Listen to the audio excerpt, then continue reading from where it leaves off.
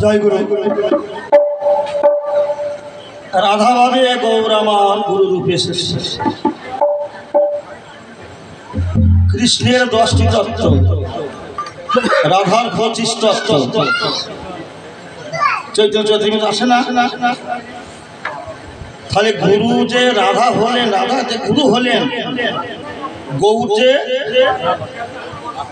গুরু হলেন, গৌরের কোন ভাব নিয়ে গুরু হলেন?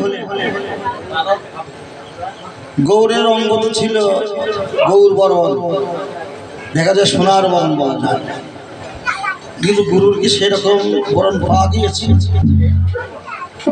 তাই গুরুর কোন স্বরূপ বা গুণ স্বরূপা, স্বরূপ আর স্বরূপা হবে এক হবে না। কিন্তু আমার গুরু তাহলে কোন স্বরূপা, আর রাধার ভাব যে গৌর হলেন, গৌর যে গুরু হলেন, গৌরের কোন ভাবে এসে সে রাধার যে ভাবকান্তি বিলাসী হয়েছে তার কোনটা সাধন করবেন, কিভাবে সাধন করবেন, আর গুরু কোন স্বরূপা। আর গৌর নাই উদয় হলেন, গৌরের সাঙ্গপাঙ্গ তারা কোন অবতারে আসলেন, তারা কোন রূপ ধরলেন। গৌর চলে গেছিলেন 537 বছর আগে। যদিও কলমে দেওয়া থাকে অদ্যাপিও সেই লীলা করে গোড়া নয় কোনো কোনো ভগবান দেখিবারে পায়, আমি তো পাই না। তাহলে কোনো কোনো ভাগ্যবান অদ্যাপিও লীলা ছিল, আছে, থাকবে। তাহলে আমরা তাকে এখন কোন রূপে পাবো, তিনি কিভাবে আছেন? গুরু রূপে এসেছে, এটাও একটা ভাষা কথা।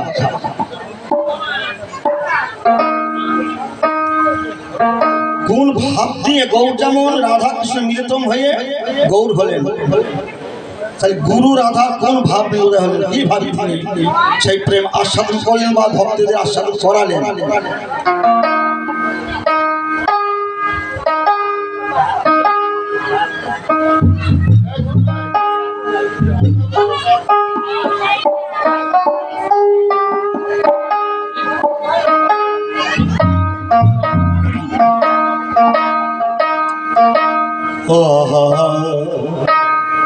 বলো কার ভাবে শ্যাম গৌর হলো, ও তার ব্রজে ব্রজে কোন ভাবে, ব্রজের কি সে অভাব ছিল, তার ব্রজে কিসে অভাব ছিল।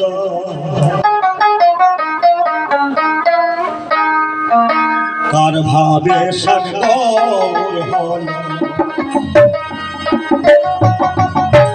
কার ভাবে সব, কার ভাবে গৌর হল, তার ব্রজে কিসে অভাব ছিল, ব্রজে কিসের অভাব ছিল, কার ভাবে কার ভাবে গৌর।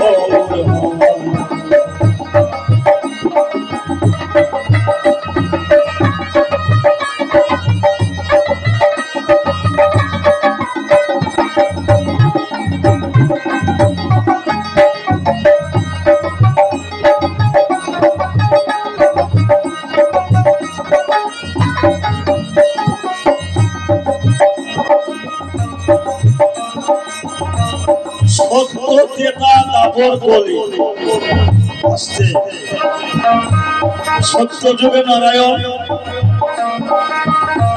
ত্রেতায় রাম, তারপরে কৃষ্ণ, কলিতে শ্রী গৌরাঙ্গ।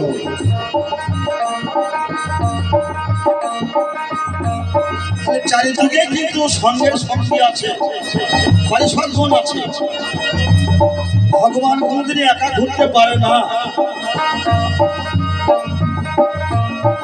যেমন একা কোনো লীলা হয় না, তিনি আমার গোবিন্দ গৌর হরিও আর স্বয়ং ভগবান একা একা কোনো সময় ধরেনি, মনে হয় জানা না দেখলো হয়তো আমরা জানি না। মায়ামুগ্ধ জীবের নাই কৃষ্ণ স্মৃতি জ্ঞান, এই জীবের জন্য করলেন প্রভু ভাগবত পুরাণ। তাহলে পুরাণে ভাগবতে গীতাতে সবসময় খোঁজ পাওয়া যায়, প্রমাণ পাওয়া যায় তিনি একা ধরেননি, সঙ্গে সঙ্গে ছিল। সত্য যুগে কয় সখী ছিল, যেতায় লক্ষ্মী সেতা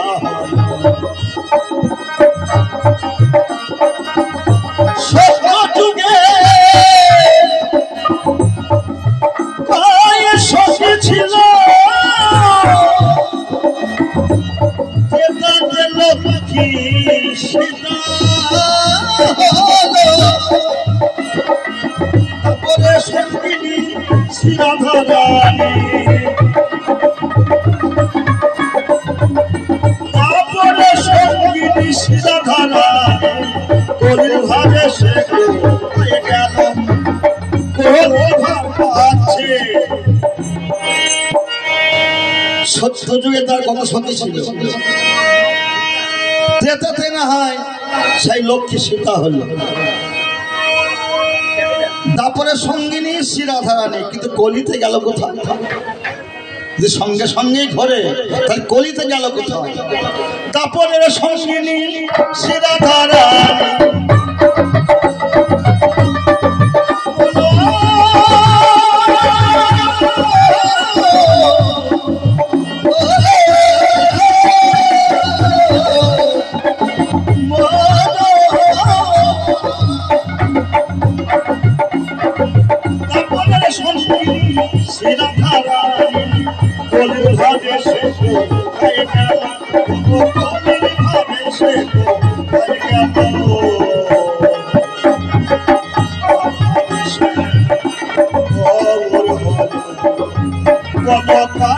ভাবে সে গৌর হল।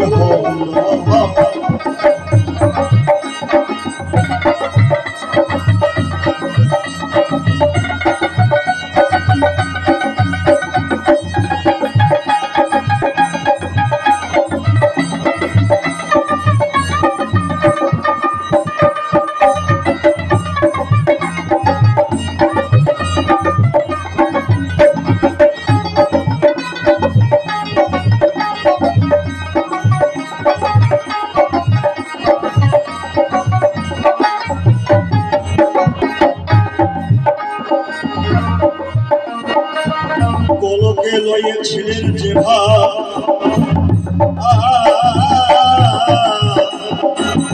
ভাজে এসে দেখি সেই ভাজে এসে দেখি সেই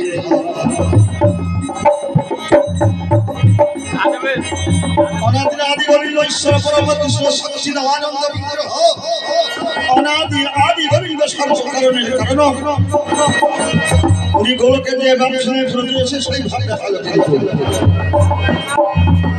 গোলকে লইয়া ছিল সেই ভাজে এসে দেখি সেই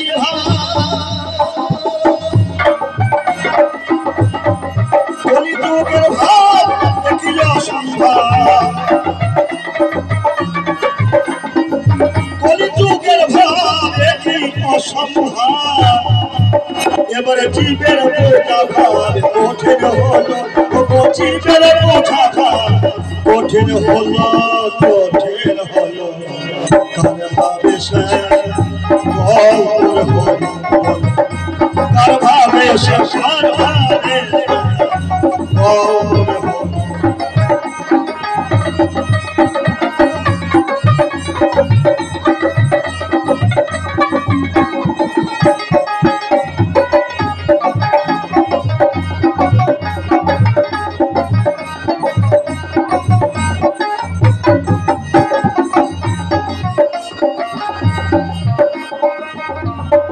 কলি যুগের ভাব দেখি অসম্ভব নাই ব্রত পূজা নাই অন্ন আগে যাগযজ্ঞ সত্য যুগে ছিল ধ্যান ধারণা ধ্যানেতে ভগবানকে লাভ করেছিল যেটাতে ছিল যাগযজ্ঞ দ্বারাই ভগবানকে লাভ করেছে তারপরে সেবা পরিচর্যা ধারা ভগবানকে লাভ করেছে কিন্তু সে ভাব তো কলিতে দেখছে না কলি যুগের ভাব একই অসম্ভব নাই ব্রত পূজা নাই অন্ন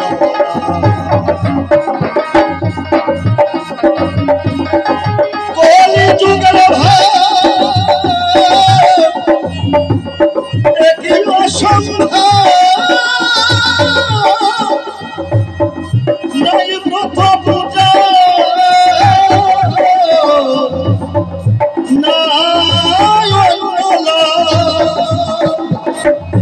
সবে মাত্র দ্বন্দ্ব মঙ্গল সবে মাত্র দ্বন্দ্ব মঙ্গল নিতাই জ্ঞানতা আসতে কলিযুগের ভাব একই অসম্ভব এখানে কোনো ব্রত পূজা নাই কলিযুগের ব্রত পূজা যাগযজ্ঞ নিষেধ করে দিলেন কলিযুগের ভাব একই অসম্ভব নাই ব্রত পূজা নাই অন্ন লাভ একটি মাত্র দণ্ড কুমণ্ডল নিতাই এসে তাও কেন ভেঙে দিল কারণটা কি কেন নিতাই ভাঙে চৈত্র মেতা দিয়েছে দণ্ডভঙ্গ বলে এ কেন ভাঙে আর ও কেন ভাঙায় আবার ওকে ভাঙিয়ে ওর উপরে আবার রোষ করছে কেন আছে না চৈত্র মেতে কবিরাজ গোস্বামীর কাছে মহাপ্রভু ভাঙালেন নিত্যানন্দ এখানে যা বলছে গ্রন্থে আবার ভাঙিয়ে তার উপর কেন রোষ করলো আর কেন এবার ভাঙলো এই দ্বন্দ্বটা কারণটা কি একটি মাত্র কেবল দ্বন্দ্ব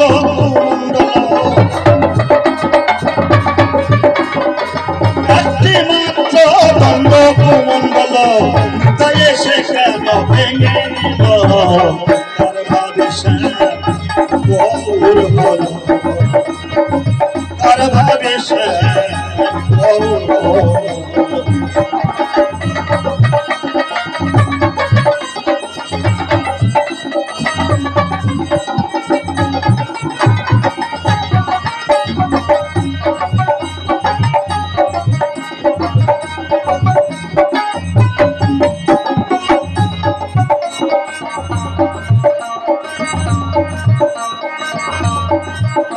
ভাবে দিয়ে ভাবে বোঝা হলো যায় কলিযুগে ভাবিকে বোঝে যায়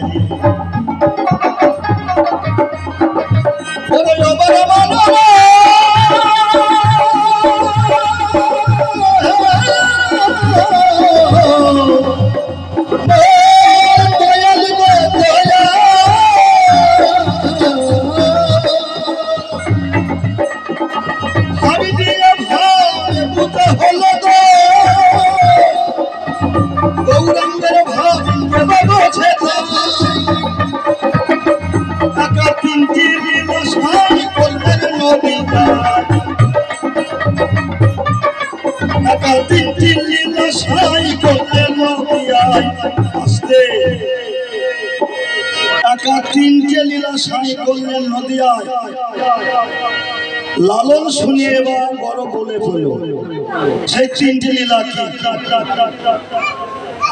একা তিনটে লীলা সাই করলেন নদিয়ায় লালন শুনিয়ে এবার বলে ফেল একা তিনটি লীলা সাই করলেন নদিয়ায় লালন শুনে তাই বলে ফেল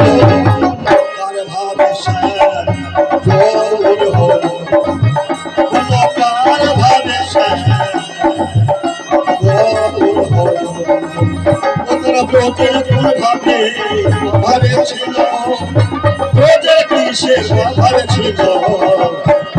ভাবেছিল তার ভাবে সুন্দর ভাবে